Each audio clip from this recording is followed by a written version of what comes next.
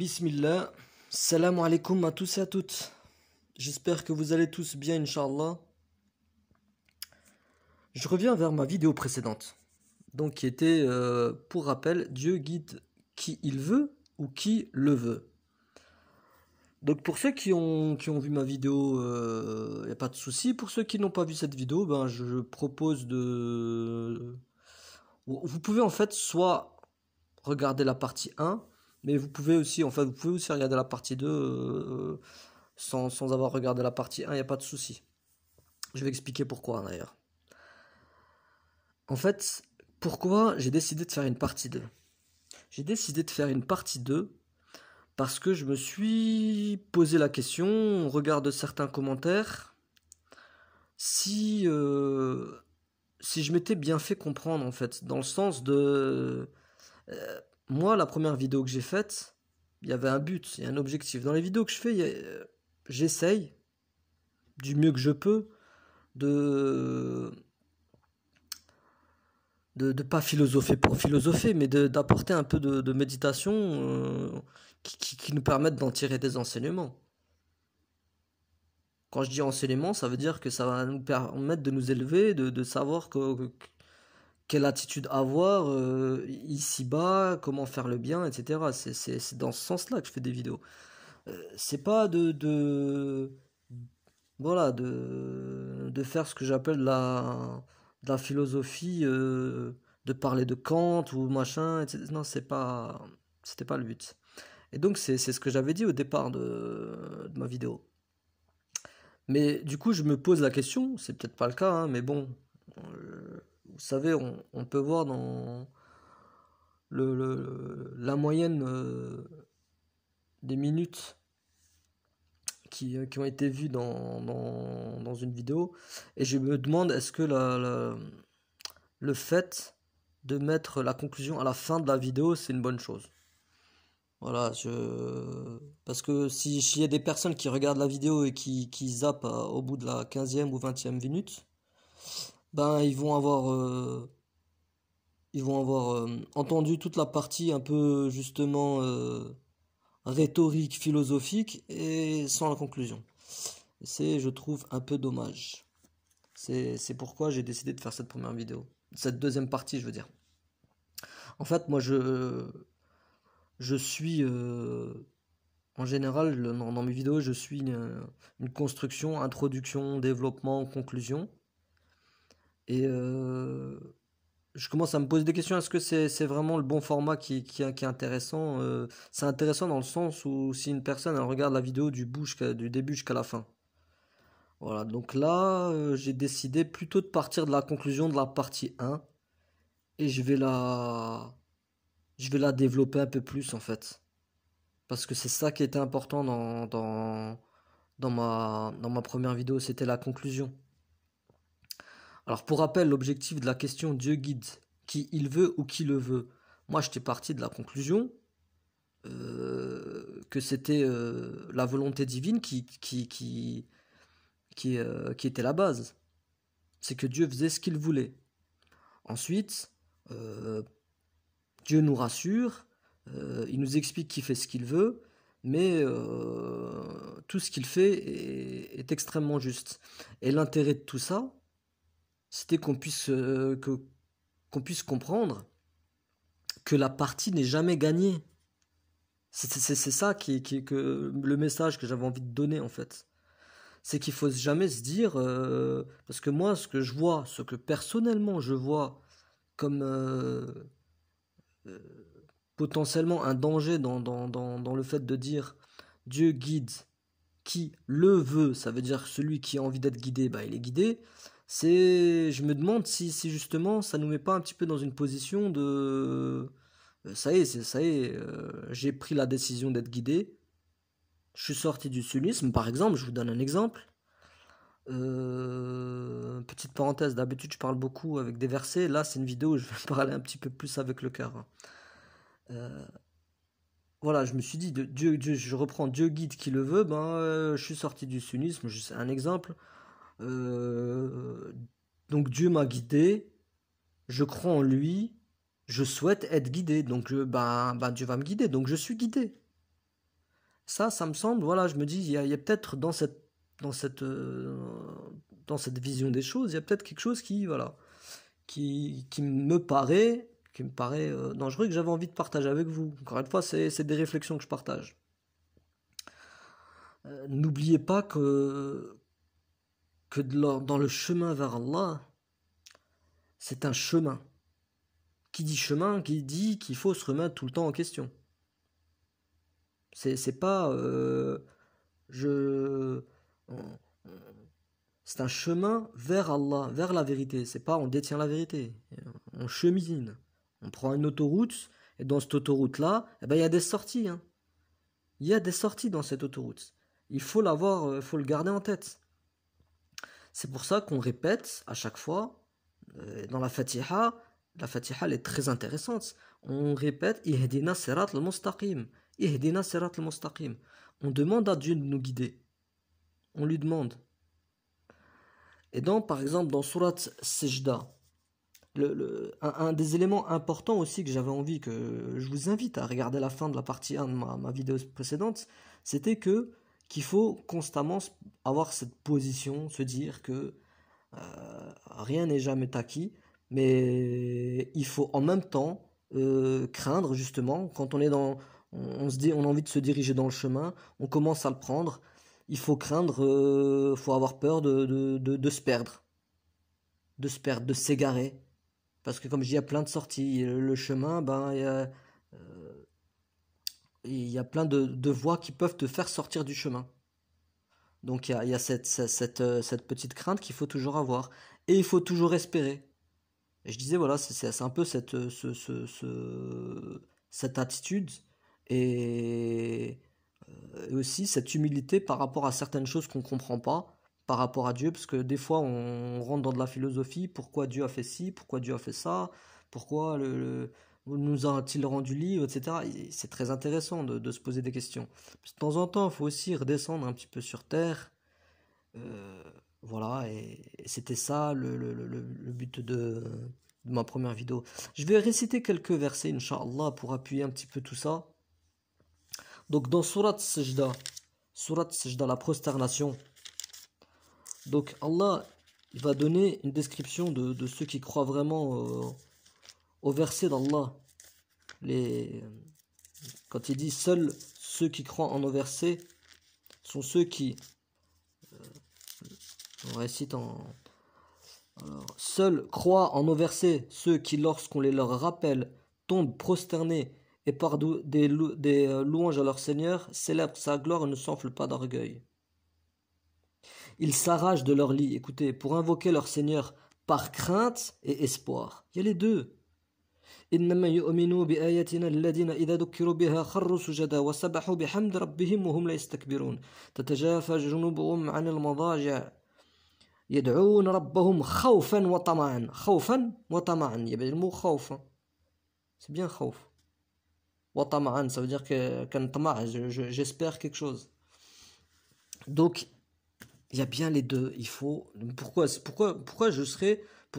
ils se réveillent et ils invoquent leur Seigneur par crainte. Il y a toujours cette peur que Dieu nous égare. Faut toujours avoir ça en tête, hein.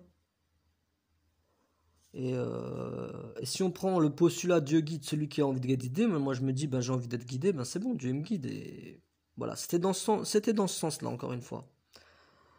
Et en fait, se sentir, il y a aussi le verset qui dit seuls les mécréants se sentent à l'abri de la ruse divine, que j'avais mis dans ma vidéo, dans la partie 1. Se sentent-ils à l'abri de la ruse divine? Seuls les mécréants se sentent à l'abri de la ruse divine.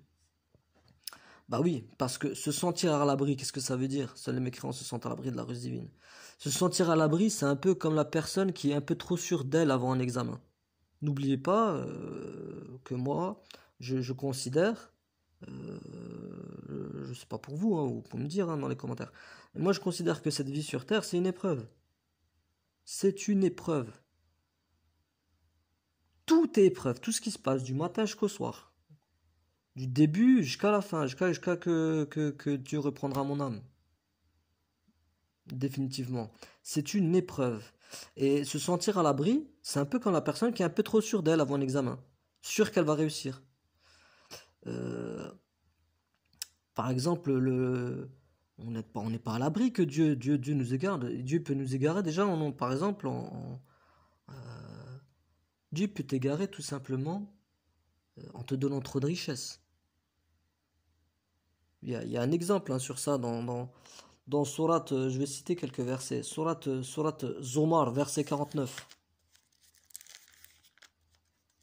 Un nombre de versets, vous devez les connaître, hein, que la vie sur terre ne vous trompe pas, etc. La yagharannakum al-hayat ad-dunya.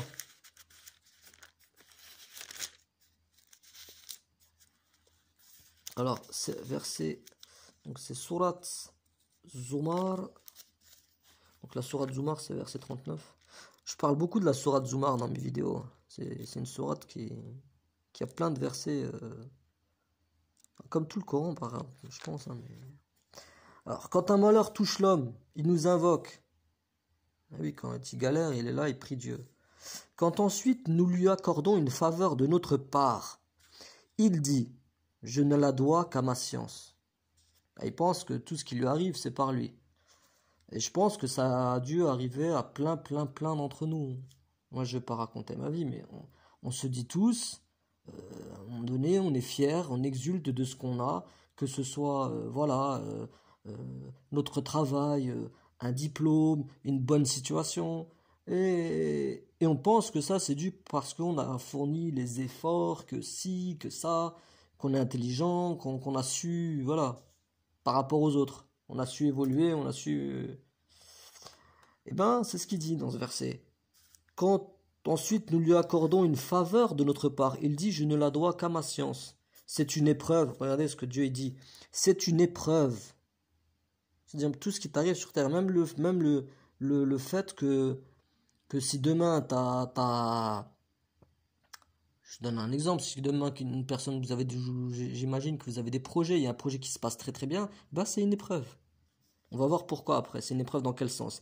C'est une épreuve plutôt, mais la plupart d'entre eux ne savent pas. Et oui, et si on va dans Surat Zukhruf, qui est un peu la version un peu extrême justement de ce côté être comblé complètement de bienfaits. Sur terre, je précise. Sur terre. Donc, Surat Zukhruf, c'est la Surat 43. Et le verset qui porte... c'est le verset qui va parler justement du Zukhruf. Si les hommes ne devaient pas constituer une seule communauté, Dieu dit si les hommes ne devaient pas constituer une seule communauté, nous aurions certes pourvu les maisons de ceux qui ne croient pas au tout miséricordieux de toits d'argent avec des escaliers pour y monter. Et nous aurions pourvu leurs maisons de portes, de divans où ils s'accoudraient, ainsi que des ornements. Et tout cela ne serait que jouissance temporaire de la vie d'ici-bas, alors que l'au-delà auprès de ton Seigneur est pour les pieux.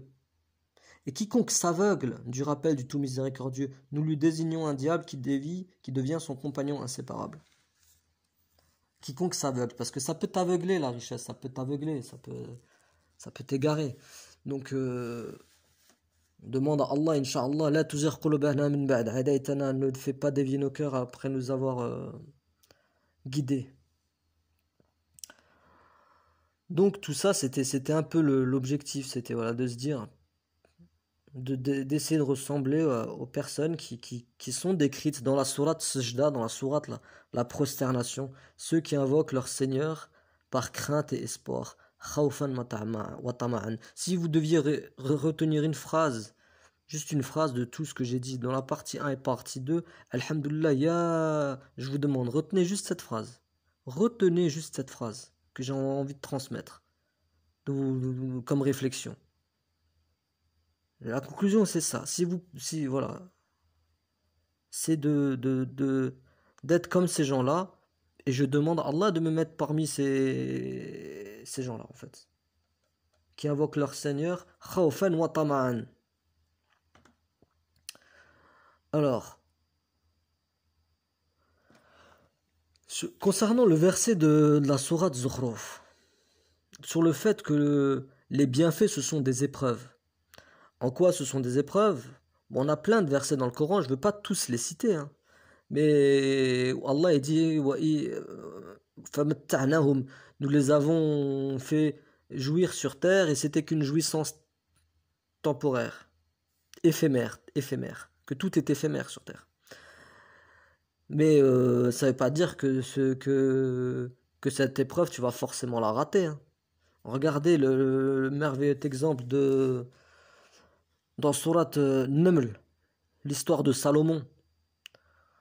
Dans le verset où il dit, quelqu'un qui avait une connaissance du livre dit, tu sais, parce qu'il a demandé le trône de la reine de Saba. Pour ceux qui connaissent pas l'histoire, je pense que la plupart de mes auditeurs devraient la connaître, mais pour ceux qui la connaissent pas, je vous conseille, lisez la sourate 27. Oui, c'est ça, sourate Naml. Quelqu'un qui avait une connaissance du livre dit, je te l'apporterai avant que tu n'aies cligné de l'œil. Quand ensuite Salomon a vu le trône installé auprès de lui.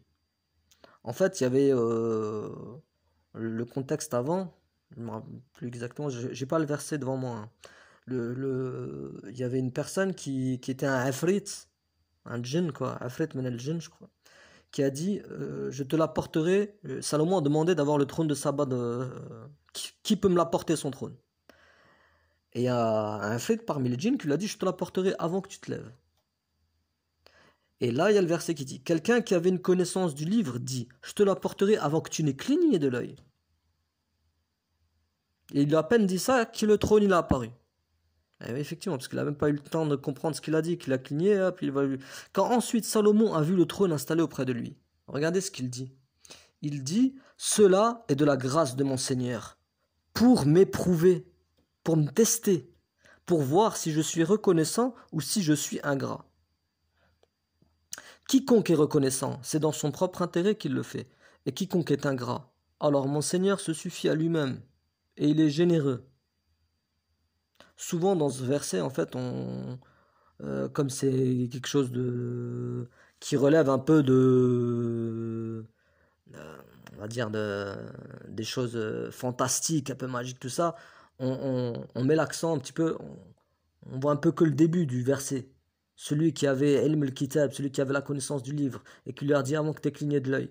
Mais c'est très intéressant de voir la conclusion, à la fin du verset. Parce que Allah, il le répète. Regardez, il dit, cela est de la grâce de mon Seigneur pour me tester si je suis reconnaissant ou si je suis ingrat. C'est-à-dire que lui, subhanallah, il voyait des épreuves partout, hein. Mettez-vous à sa place. Il y a un truc de fou qui lui arrive. Un bienfait, c'est comme demain, par exemple, je sais pas moi, t'as réussi un examen, n'importe quoi, enfin toutes les bonnes choses. Lui, il se disait, quand il voyait une bonne chose comme ça, il disait, au lieu de comment dire, pas de s'énorgueillir, mais même farihun, d'être fier et de jubiler, non. Lui, là, il a un petit peu, il a dit, oh là, c'est une bonne grâce, mais c'est pour me tester. C'est-à-dire qu'il est toujours aux aguets. Il se dit, là, Allah, il est en train de regarder si je vais être reconnaissant ou si je suis ingrat. Ça veut dire, ouais, tout ce qui vient, ça vient d'Allah, faut que je le shkor, faut que je le remercie pour tout ça.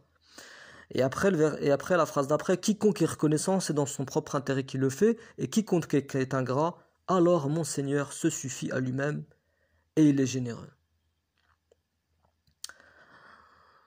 Vous voyez, donc ça c'était aussi juste pour dire que le fait que Dieu pouvait nous égarer par plein de choses, il peut nous égarer par la richesse qui, elle, est une épreuve, comme on l'a vu dans la sourate Zumar, dans le verset 49, que rien n'est jamais acquis, mais que ces épreuves-là, il y a des gens qui peuvent les réussir.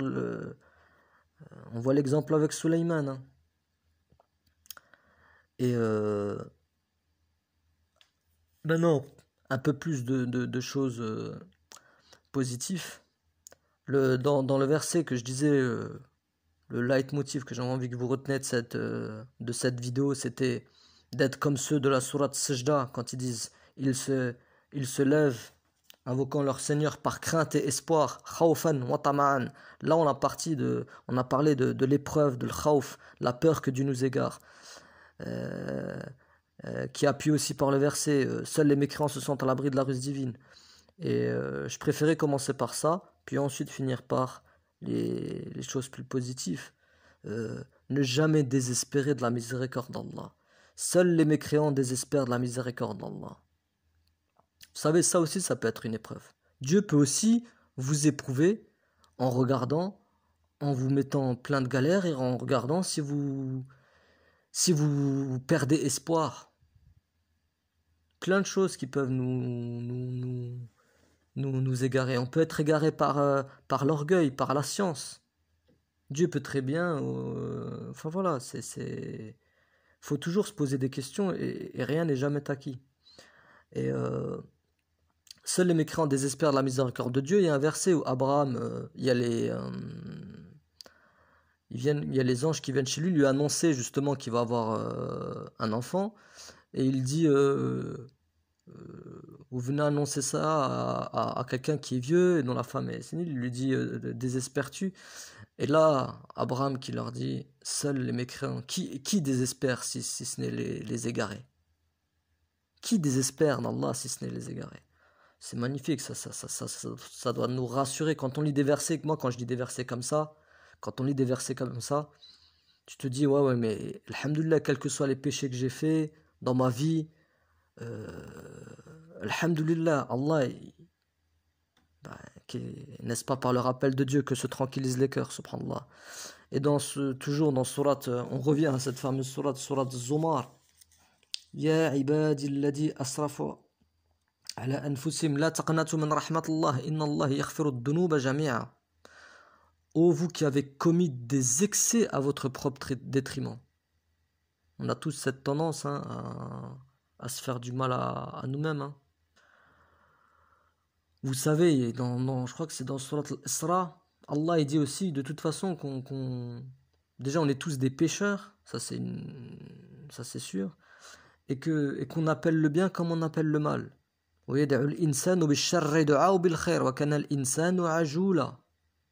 L'homme appelle le bien comme il appelle le mal. Et ils traduisent par l'homme est très hâtif, oui, parce qu'on a l'impatience. L'impatience, moi je la vois aussi même des fois dans certaines questions, dans la connaissance. L'humilité, quand je parle souvent d'humilité, de choses qu'on ne comprend pas, faites preuve de patience. Peut-être que Dieu va vous l'expliquer dans 1 an, ou dans 2 ans, ou dans 10 ans. Moi, il y a des choses qu'à 20 ans je ne comprenais pas, aujourd'hui je les comprends. Je les comprends 20 ans plus tard. Donc il faut, voilà. Ben voilà, c'est tout, c'était ça l'objectif de ma vidéo. Donc là, j'ai axé un peu plus sur la conclusion de ma première vidéo. Dieu guide qui il veut ou guide qui le veut. Donc l'objectif de tout ça, c'était de se dire que Dieu fait ce qu'il veut, dans le sens qu'il faut toujours se positionner, de se dire rien n'est acquis, de se soumettre à la volonté d'Allah, car elle prévaut. C'est pour moi l'essence même de l'islam, du musulman. C'était ça l'objectif de ma vidéo. Ne prenez pas les choses pour acquis. Tout vient de Dieu. Tout vient de Dieu et même votre guidé. Et bref, si vous avez une vision différente de la mienne au sujet de certaines choses que je dis, mais vous arrivez à la même conclusion qu'il faut implorer son Seigneur par crainte et espoir, qu'il faut jamais se dire que tout est acquis et qu'il faut continuer à faire le jihad, nafs, et faire le bien, alhamdulillah, en fait on est dans la même longueur d'onde, il n'y a aucun souci. Voilà. C'était c'était juste pour vous dire que voilà, l'objectif c'était pas juste de philosopher pour philosopher, Inch'Allah. Et ce sera le cas dans mes prochaines vidéos. Je voulais finir par une petite question. Parce qu'à la base, dans cette vidéo, je voulais aussi partager avec vous un peu ma réflexion suite à quelques commentaires sur une notion que j'ai pas développée dans la partie 1, c'est la notion du libre arbitre. À la base, la vidéo là que je suis en train que vous êtes en train d'écouter, à la base, ça devait être une vidéo qui parle du libre arbitre. Mais justement, cette vidéo-là, je trouvais que je partais un peu trop. C'est intéressant, hein, mais sur des notions un peu, on commence à aller dans le métaphysique là, le déterminisme, etc. Et je me suis dit bon, j'ai pas trop envie que ma chaîne elle prenne ce chemin. Moi, j'ai pas trop envie même si voilà, il y a des choses que, alhamdoulilah, moi, j'ai des choses à partager dans ce sens-là. Mais c'est à vous de me dire si vous voulez. Déjà, j'aimerais bien, si vous pouvez, je demande à mes auditeurs, à ceux qui sont abonnés et ceux qui m'écoutent, si vous pouvez me dire en commentaire si vous y croyez au libre arbitre ou si vous pensez que c'est qu'une illusion. Pour ceux qui peuvent, si vous pouvez juste me mettre en commentaire en disant moi je pense ce que vous pensez. Parce que voilà, à partir de ça, moi si en fonction des réponses, je vais voir si c'est intéressant de faire une vidéo sur ce sujet ou pas. Voilà, la vidéo se termine. Et puis je vous souhaite, Inch'Allah, qu'Allah ne fasse pas dévier nos cœurs après nous avoir guidés, Inch'Allah. Subhanallah walhamdulillah. Je vous souhaite la guidée à tous. Je vous souhaite aussi salam alaikum tout le monde, slama.